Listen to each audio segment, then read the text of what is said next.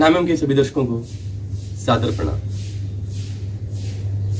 आजकल देखा जा रहा है कि अधिकांशतः महिलाओं को गर्भधारण में समस्याओं का सामना करना पड़ रहा है।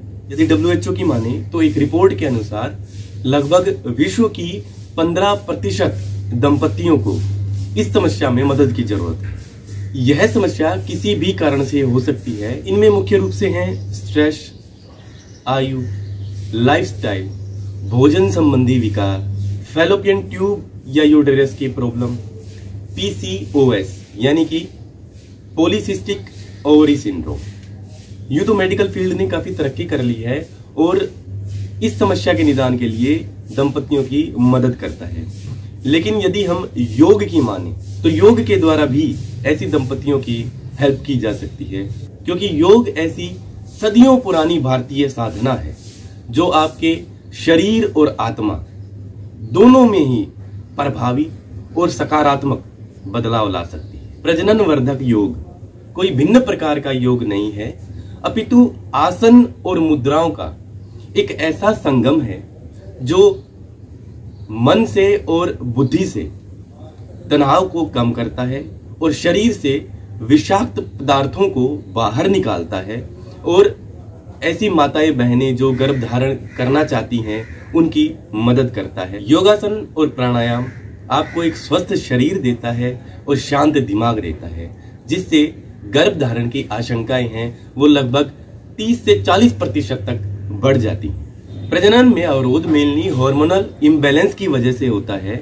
इसलिए हमें दो चीजों के ऊपर फोकस करने की जरूरत पड़ती है। एक, जो ओवरी से हार्मोन्स निकलते हैं जिन्हें एस्ट्रोजन और प्रोजेस्टेरोन कहते हैं, और दूसरा पिट्यूटरी ग्लैंड। पिट्यूटरी ग्लैंड में से फोलिसाइल स्टिमुलेटिंग हार्मोन का स्राव होता है।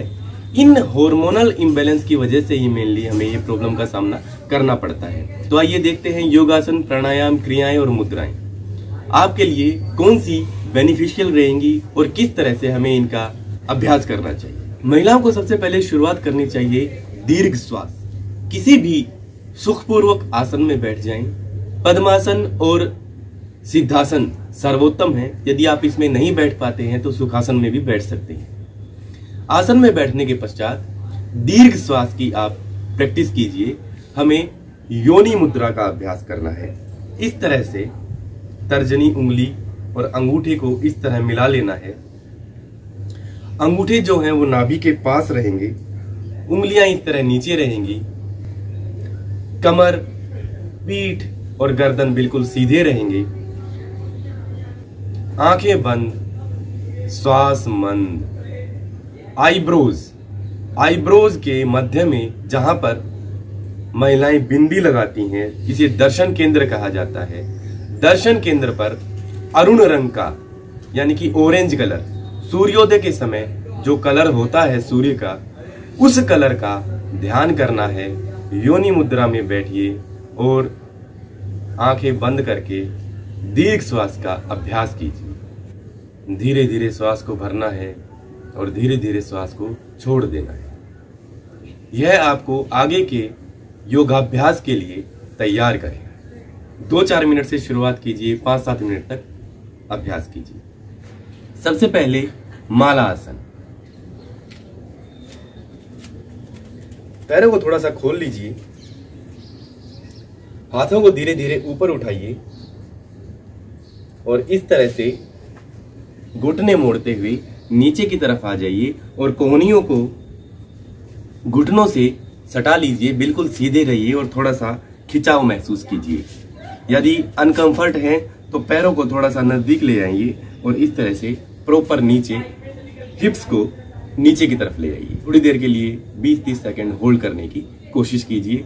खिंचाव प्रॉपर होना चाहिए। इसके पश्चात हस्त पादासन। सांस भरते हुए हाथों को ऊपर करेंगे और सांस छोड़ते हुए इस तरह से अपने हाथों को नीचे पैरों की तरफ लेके चलेंगे। जितना संभव हो सके उतना करने की कोशिश करेंगे, ज्यादा ना करें, क्योंकि स्थिरम सुखम आसनम। इसके पश्चात मार्जरी आसन। हाथों को इस तरह नीचे रखिए, पैरों को इस तरह से मोड़ लीजिए सांस भरते हुए ऊपर की तरफ देखेंगे और हिप्स को भी बाहर की तरफ निकालेंगे।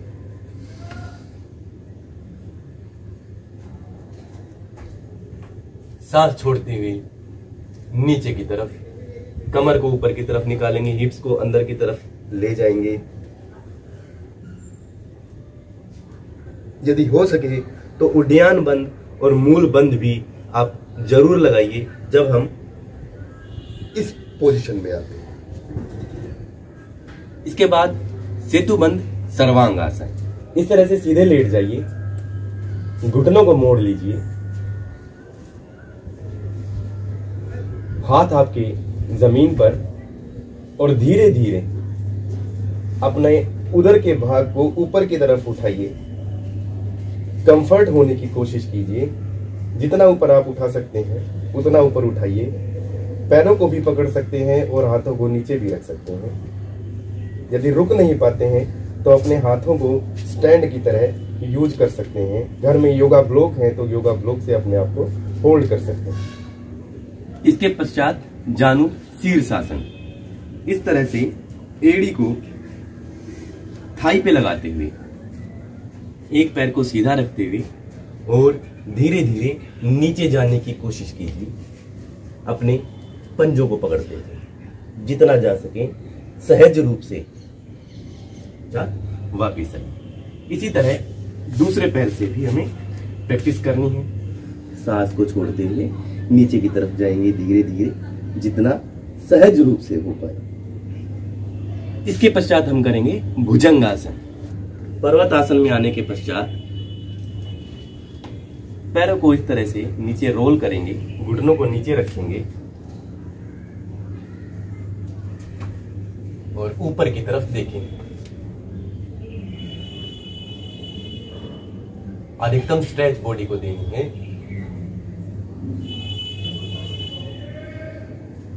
इस आसन में रुकना है। असहज होने पर वापस पर्वत आसन में आ जाएंगे, पैरों को रोल करते हुए और एक बार फिर से इसकी आवृत्ति दोहराएंगे। इसके पश्चात हमें शीर्षासन का अभ्यास जरूर करना चाहिए। इस तरह से हमें शीर्षासन का अभ्यास करना चाहिए जितना हो सके। और शीर्षासन में अगर पद्मासन का हम अभ्यास करते हैं तो यह अति उत्तम है। लेकिन जिनसे शीर्षासन का अभ्यास नहीं हो पाता है वो विपरीत करणी का भी अभ्यास कर सकते हैं। विपरीत करणी इस तरह से करेंगे कि किसी भी दीवार के साथ इस तरह से सट जाएंगे, अपने हिप्स को साथ में लगा लेंगे और धीरे धीरे इस तरह से मुड़ जाएंगे और पैरों को ऊपर की तरफ उठा लेंगे। पैरों को बिल्कुल सीधा रखेंगे, हाथों को बिल्कुल सीधा रखेंगे, आसमान की तरफ हथेलियां।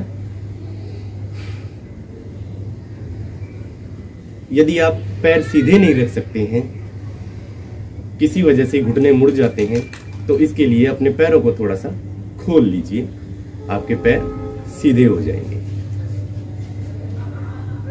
और इस आसन में आप थोड़ी देर के लिए रुकिए। असहज महसूस करते हैं क्योंकि ब्लड फ्लो नीचे की तरफ आता है, पैरों में सुन्नपन होता है, तो धीरे से पैरों को नीचे कर लीजिए, लेकिन बहुत धीरे धीरे।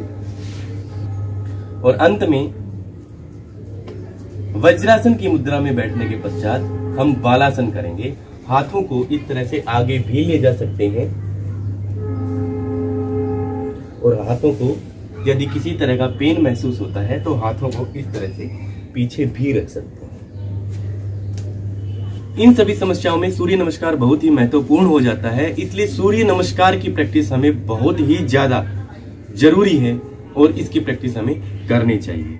इन सभी आसनों के पश्चात प्राणायाम को भी समय देना चाहिए। और प्राणायाम में हमें क्या क्या करना चाहिए? सबसे पहले कपालभाति। धीरे धीरे कपालभाति के स्ट्रोक्स लगाएंगे। चेहरे पे मुस्कान,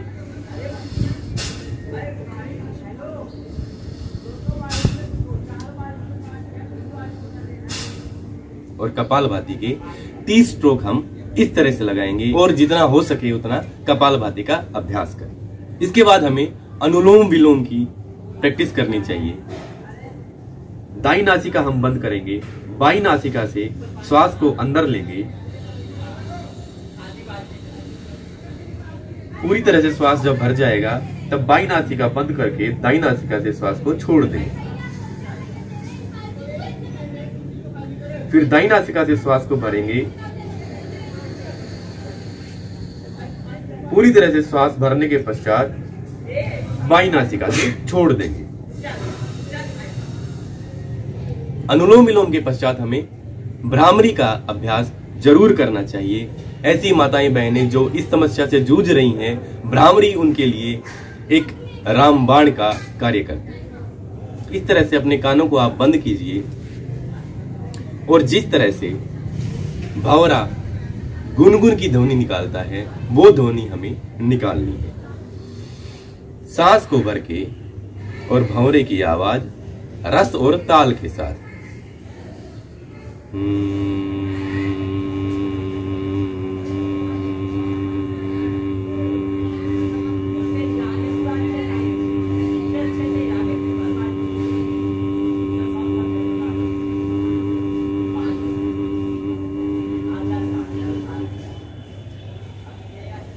आपके ब्रेन को ये तरंगे अच्छी लगनी चाहिए। इसके अलावा सुखपूर्वक किसी आसन में बैठने के पश्चात हमें एक मंत्र का उच्चारण करना चाहिए।